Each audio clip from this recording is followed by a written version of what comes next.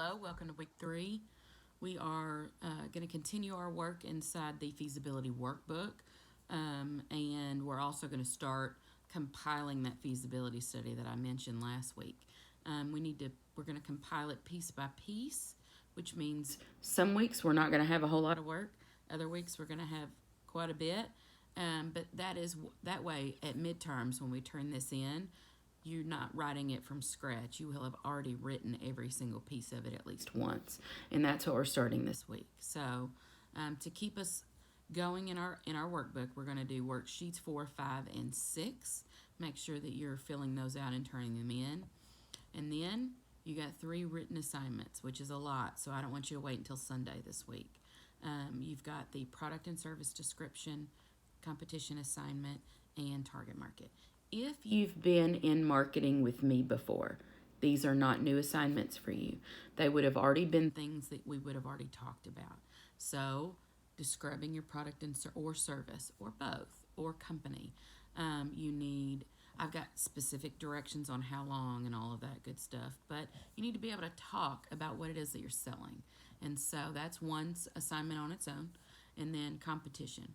If you were to pick your 2 main competitors, who would they be? Sometimes it's the one that is geographically the closest to you.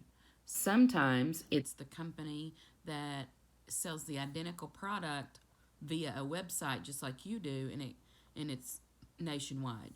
Who is your if you want me to buy your stuff, where else would I go for it instead? That's something I want you to ask yourself. That would be some competition. Sometimes it's hard to figure out who you could narrow that down to. Other times it's just kind of natural of how the business is laid out. At the end of the day, start asking yourself who they are, and then what do they do? What do they do that's great? Why would I spend my money there instead of with you? That's something I want you to ask yourself. Why would I do that? Why would anybody do that? Why would we go there instead of spend money with you? So that's something I want you to ask yourself.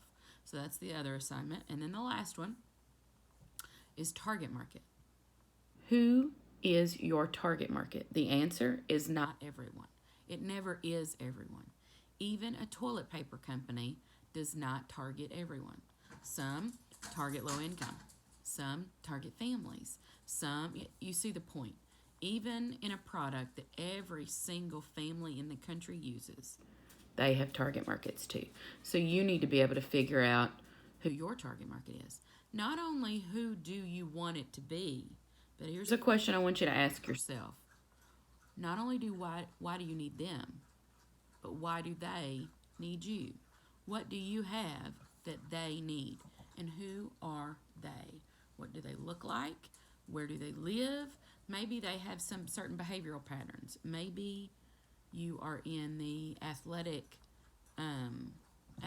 industry and you are wanting to target avid cyclists. What do they need? They need lots of things. So why do they need you? What problem are you solving? That will help you figure out who your target market actually is. You simply saying, I started a business and now I'm open, does not mean that people will come to you.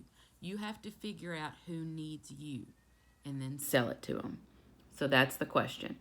That's who your target market is. So, target market, primary and secondary competition, and then your product and service descriptions, and then those 3 worksheets. So you got more to do this week than normal.